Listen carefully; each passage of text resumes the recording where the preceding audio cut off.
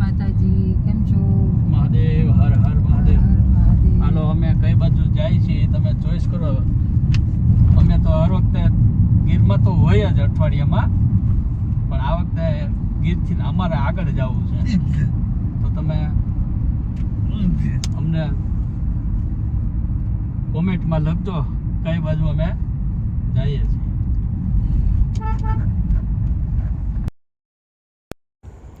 જોકે તમને થંબલિન ઉપરથી તો ખબર પડી જ ગઈ હશે કે અમે કઈ બાજુ ગયા છીએ. તો ચાલો હું તમને જણાવી જ દઉં કે અમે કઈ બાજુ જઈ રહ્યા છીએ. અમે જઈ રહ્યા છીએ દ્રોણેશ્વર. અને દ્રોણેશ્વર છે ને એ ગુજરાતના સૌરાષ્ટ્ર વિસ્તારમાં ગીર સોમનાથ જિલ્લાનું ગીર ગઢડા તાલુકાનું ગામ છે. અને એ જાણીતું પૌરાણિક, ધાર્મિક અને પ્રાકૃતિકનું મહત્ત્વ ખૂબ જ ધરાવે છે. અહીંનું દ્રોણેશ્વર છે ને એ મહાદેવનું મંદિર છે અને આખા વિસ્તારમાં તેની આસ્થા ખૂબ જ છે. તો જો આપણે એની માહિતી જોતી હોય ને તો આ સ્થળ છે ને એ ગીરના જંગલની નજીક અને મચ્છુંદરી નદીને કાંઠે આવેલું છે. આસપાસ એકદમ ગાઢ હરિયાળી, વનરાય, ડુંગરા, પ્રકૃતિ એવી છે કે તમને એવી મજા આવી જાય કે તમારું મન છે એકદમ શાંત અને રમણીય બની જાય. જેને લીધે શ્રદ્ધાળુઓ છે ને અને પ્રકૃતિ પ્રેમી છે ને મોટી સંખ્યામાં તેની મુલાકાત લે છે. અને આ સ્થળ છે ને એ ઉના છે ને ત્યાંથી 23 કિલોમીટર થાય છે.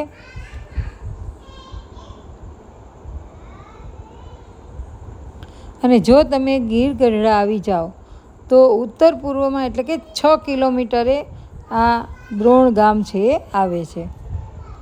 અને આ છે ને ગામ એ મહાભારત કાળનું છે, એટલે કે ગુરુ દ્રોણાચાર્ય સાથે એનું વાત જોડાયેલી છે. લોકવાયકા પ્રમાણે જોઈએ ને તો મહાભારતના ગુરુ દ્રોણાચાર્ય આ જગ્યાએ તપસ્યા કરી હતી અને એના નામ ઉપરથી જ આ દ્રોણેશ્વર છે ને એનું નામ પડ્યું છે. અત્યારે તો અમે જઈ રહ્યા છીએ, પણ મંદિર આવશે એટલે હું તમને એમાં દર્શન કરાવીશ. કેટલાક ગ્રંથો અને પરંપરાઓ અનુસાર આ જગ્યા છે ને એનું પહેલાં નામ છે ને એ રત્નેશ્વર પણ હતું. અને સતયુગમાં કહેવાય ને કે ઋષિ વશિષ્ઠ અને માર્કેન્ડ ઋષિએ છે ને અહીંયા તપ અને સાધના કરી હતી. અને અહીંયા છે ને મંદિર ઉપર ગંગાજી છે ને એ સતત અવિરત વહે છે. તમે આમાં વિડીયો જોજો, શંકર ભગવાનના શિવલિંગ ઉપર સતત ગૌમુખનું મુખ છે અને એની અંદરથી ગંગાજી વહે છે. દ્રોણેશ્વર મહાદેવ મંદિરનું સૌથી મોટું અને આશ્ચર્યજનક અને આકર્ષણનું આ એક શિવલિંગ છે. તો તમે આ વિડીયોમાં અંત સુધી જોડાયેલા રહેજો, જેથી કરીને દ્રોણેશ્વર મહાદેવનું મંદિર આપને જોવા મળે. મંદિરના ગર્ભગૃહમાં છે ને ભોંય તળિયેથી એટલે જમીનમાંથી કુદરતી રીતે જ પાણી આવે છે. ગમે એટલા દુકાળ પડે છે પણ આ પાણી છે બંધ થતું નથી અને એકદમ ચોખ્ખું અને રાત દિવસ 12 માસ પડે છે. અને એ શિવલિંગનો જળાભિષેક કરે છે રાત અને દિવસ, ક્યારેય બંધ થતું નથી. ઉનાળામાં અથવા તો ગમે ત્યારે દુષ્કાળ પડ્યો હોય, વરસાદ ન થયો હોય, છતાં પણ આ પાણી છે એ અવિરત ચાલુ જ હોય છે અને ક્યાં પાછું જાય છે એ પણ ખબર નથી. અને પાણી ચોખ્ખું હોય છે એટલે એને પાણી છે તે રૂટિંગ થતું નથી. આ જળાધારાને ગંગાજીની ગુપ્ત ધારા પણ કહેવાય છે.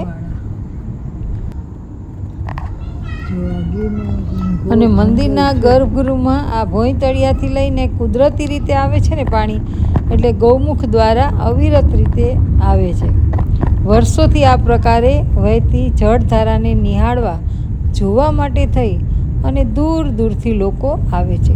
એમાંય શ્રાવણ મહિનામાં અને સાતમ આઠમમાં તો તમે જુઓ, અને ગુરુ પૂર્ણિમાને દિવસે તો ખૂબ જ ભીડ હોય છે. ભક્તો એટલા બધા આવે છે કે તમે વાત ન પૂછો. અને આખો ચોક છે, મંદિર છે, આખું બધું પાણીમાં જ હોય છે. ગુરુ દ્રોણાચાર્ય સાથે આ જોડાણને કારણે ગુરુ પૂર્ણિમાને દિવસે પણ માણસો ખૂબ જ ભક્તો આવે છે. અને જો તમને એમ થાય કે આપણે આ પ્રકૃતિના સાનિધ્યમાં શાંતિ મેળવવી છે અને આધ્યાત્મિકતાનો અનુભવ કરવો છે તો ચોક્કસ તમે દ્રોણેશ્વર આવજો. ગીરગઢડાથી 6 કિલોમીટર છે અને હવે આપણે આવી ગયા છીએ દ્રોણેશ્વર. તો તમે આ મંદિરની અંદર જોજો કે જલ પ્રવાહ છે એ સતત અભિષેક કરે છે. અને ત્યાંથી અમે ગયેલા ગુરુકુળ સ્વામિનારાયણનું છે. ત્યાં પણ તમે હનુમાનજીની મૂર્તિ જોશો ને તો એકદમ સાળંગપુર દાદાની જેમ જ છે. તો આ વિડીયોને આપ અંત સુધી જોડાયેલા રહેજો. દ્રોણેશ્વરમાં જો છોકરાઓ બધા અહીંયા દુકાનમાં વેચી ગયા છે.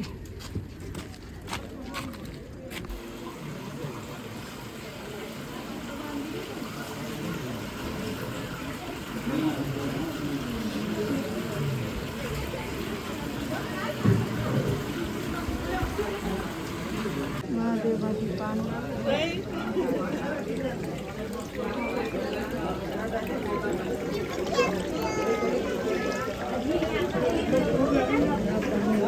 ત્યાં જાય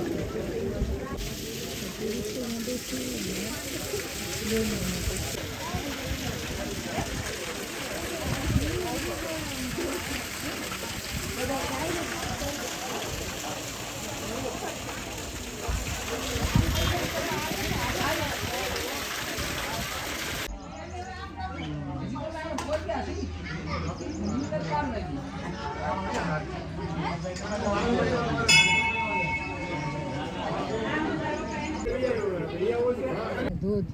પણ અત્યારે પાણી નથી ને એટલે નહીં તો ત્યાં બહુ જ ધોધ હોય પાણીનો, કેમ કે ડેમ બાંધેલો છે ને એટલે. કેમ પછી ખૂબ જ પાણી હોય, અત્યારે ઓછું છે એટલે બહુ ધોધ બાંધેલો હોય.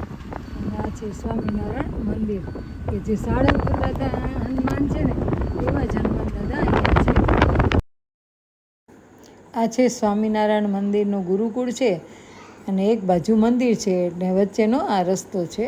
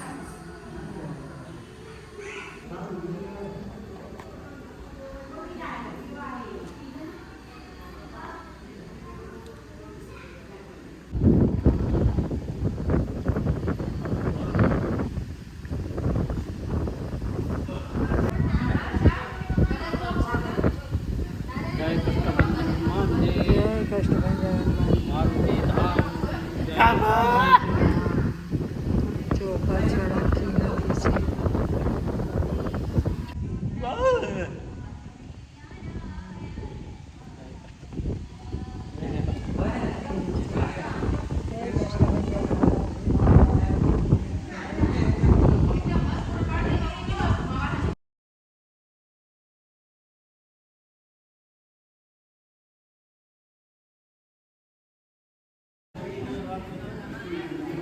સીધી છે.